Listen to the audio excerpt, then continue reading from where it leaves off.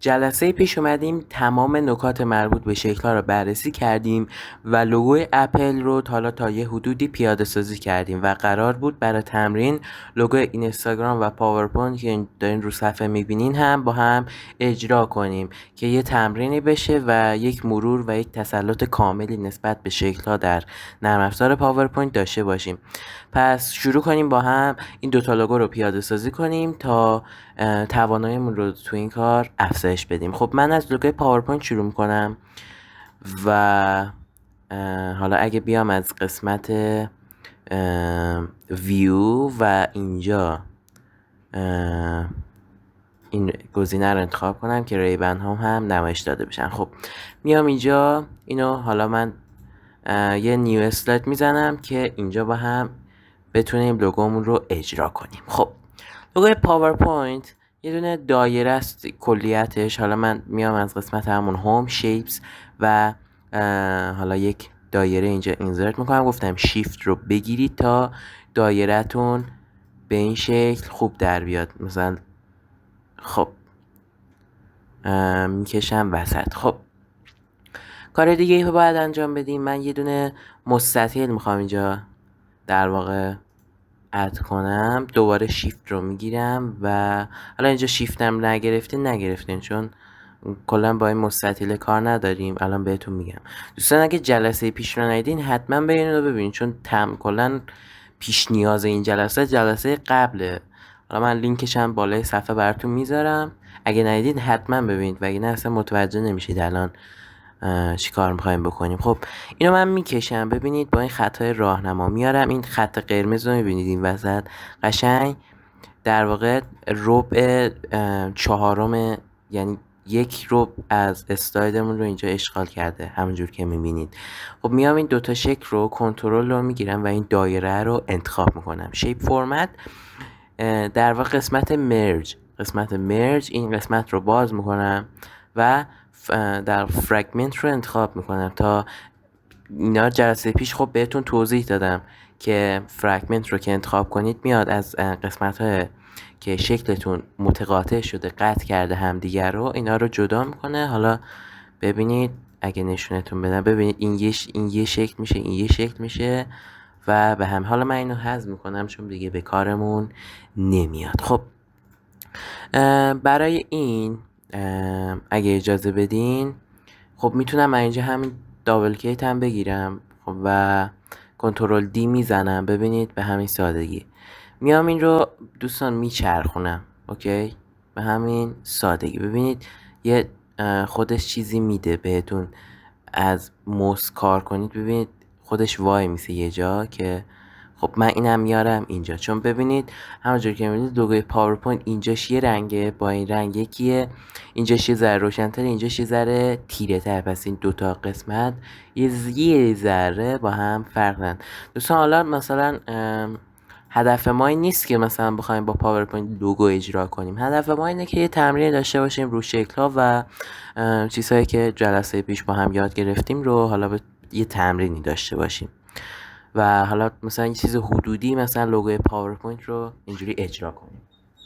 خب بریم سراغ طراحی این بخش از لوگومون که حالا حرف پی روش نوشته شده به نشانه پاورپوینت. دوباره میام رو لوگوم و از قسمت شیپ حالا یه مستطیل انتخاب میکنم که کورنلاش یه ذره ملایم شده باشه. مثلا این شکل خوبه. خب این رو میارم اینجا و حالا یه چیز حدودی من بخوام اینجا بکشم خوبه. روش دوبار کلیک میکنم و پی رو تایپ میکنم و حالا میام سلکتش هم میکنم که فونتش رو یه ذره از قسمت هوم و بزرگش کنیم. خب فکر میکنم کافی باشه. حالا اوکی دیگه مثل همه. حالا یه ذره دیگه هم فونتش رو بزرگتر کنم عالی میشه. خب این از این. خب حالا بریم سراغ رنگامیزی و رنگامیزی که حالا نقاشی که نمیکشیم. منظورم اینه بریم رنگ ها رو انتخاب بکنیم که شکل در واقع لوگومون تکمیل بشه. خب من میام حالا اول از این قسمت پایین و اینجا شروع کنم چون اینجا رنگشون یکی هستش. جفتشون رو انتخاب میکنم از قسمت شیپ فرمت. قسمت در واقع شیپ فیل. میام اینجا و حالا من از اینجا یک رنگ هایی دارم، ریسنت کالر، رنگ هایی که اخیرا استفاده کردم دیگه. نمیخوام بیام 2 ساعت وقت شمارم بگیرم. حالا این خوبه. و واسه اینجا من میام، چون یه ذره باید روشن‌تر باشه، و واسه اینجا یه ذره تیره تر و فکر کنم اوکی. خب به همین سادگی. حالا من یه کنترل آ میگیرم چون بوردر نمیخوایم داشته باشه. ببینید لوگوی پاورپوینت اصلا بوردر نداره. میام اینجا و بوردرش رو پاک میکنم بدون بوردر، ولی خب اینجا زشت شد. اینو انتخاب میکنم. دوباره میام از شیپ افکت و قسمت شادو، سایه. حالا من یه سایه اینجا میدم، مثلا این سایه میتونه مناسب باشه، یا این گزینه رو بزنم و از این قسمت افکت، اینا رو جلسه پیش کامل بهتون توضیح دادم. و اینجا خب افکت رو انتخاب میکنید. ترانسپرنس میتونید در واقع یعنی سایت رو مثلا چقدر شدت داشته باشه میتونید در اینجا تنظیم کنید. سایزش رو حالا من یه ذره حالا 10 بخوام تنظیم کنم، ببینم 100 چجوره. خب 110 دیگه، نه 110 هم زیاده. حالا یه هی بابا شاید 102 حل. و اینجا میام یه ذره دیزاینش میکنم که به دل بشینه یه ذره. خب و اینجا هم میتونید دوستان بیاید در واقع جهت سایتون رو مشخص کنید. حالا اگه من بیام این قسمت یه ذره سایه رو دور کنم، ببینید قشنگ بهتر متوجه میشین اینو. به همین سادگی. حالا اینم بیارم نزدیک خودش، یه افکت خوبی هم دادیم بهش و خب کار ما تمام شده. ببینم چی مونده دیگه. همین دوستان، به همین سادگی تونستیم لوگوی پاورپوینت رو طراحی بکنیم. حالا فرقی نداره، اینجا یه ذره قرمزش با اینجا فرق داره، ولی خب این از لوگوی پاورپوینت. بریم سراغ لوگوی اینستاگرام که خیلی ساده هست اینم. و حالا دوباره بیام از قسمت ویو و اینجا always show ریبن رو بزنم که ریبن ها من اینجا داشته باشم، کارم سریع تر باشه. خب میام چی کار میکنیم؟ یک شیپ، از قسمت شیپ دوباره همون شکل مستطیل که به همین شکل. خب این دفعه شیفت رو نگه میدارم که کامل در بیاد به همین سادگی. خب و چیزی که حالا بعد چیز کنیم دوباره، یا هم از همین میتونم دابل کلیک بگیرم. ببینید چی کار میکنم. بیارم روی این شیفت رو بگیرم، اینجا بگیرم یه ذره کوچیکش کنم. ببینید یه ذره دیگه، عالی. یه ذره دیگه اوکیه به همین سادگی. خب حالا یه دونه دایره میخواد وسطش، چون شکل دوربین هست که به نوعی. یه دونه دایره من اینجا واسهتون بذارم به همین سادگی. داریم تمرین میکنیم دیگه. یه دابل کلیک میگیرم، من این شیفت رو نگه میدارم، یه ذره این رو کوچیک‌تر میکنم و به همین سادگی حالا میذارم مثلا اینجا. خب این لوگوی ما. حالا این شکل و این شکل باید بوردراشون سفید باشه.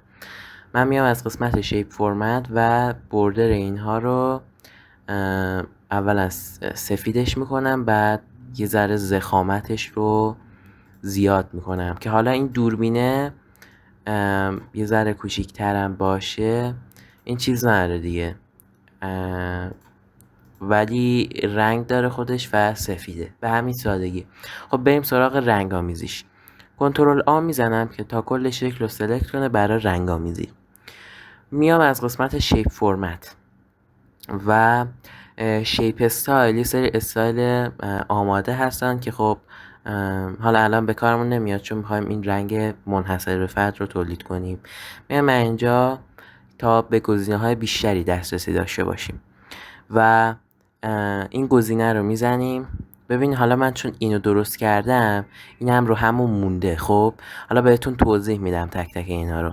ببینید این میاد در واقع یه سری همین استایل آماده است که همینجا هم بود. ببینید اگه نگاه کنید، حالا کاری نداریم.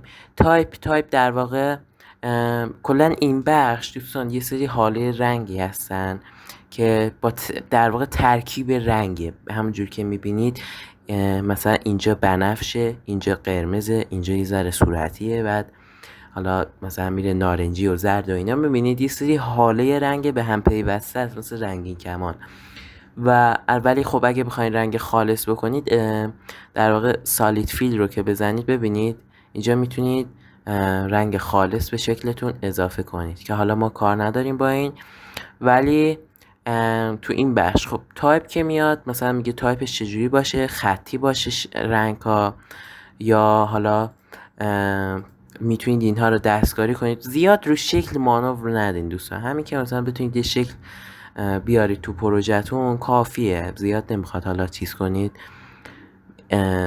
رو ادیت تصویر و اینا تو پاورپوینت تمرکز نداشته باشید بیشتر، یعنی از اهدافمون دور نشیم که پاورپوینت برای ساخت اسلایده نه واسه این کارا. ولی خب ما چون میخوایم خیلی حرفه‌ای کار رو پیش ببریم این تمرین‌ها رو هم انجام میدیم. درکشن حالت شکل است که خب مثلا میتونید ببینید، حالا روی این گزینه من انتخاب میکنم بیشتر شبیه اینستاگرامه.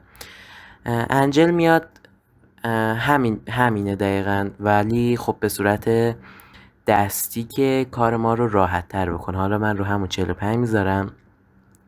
اینجا میتونید بیاید رنگ هاتون رو انتخاب کنید و با دستکاری کردن اینجا میتونید حالا اون شکل مورد نظرتون رو ایجاد کنید که حالا میتونید اینجا اد کنید یا حذف کنید و به همین سادگی.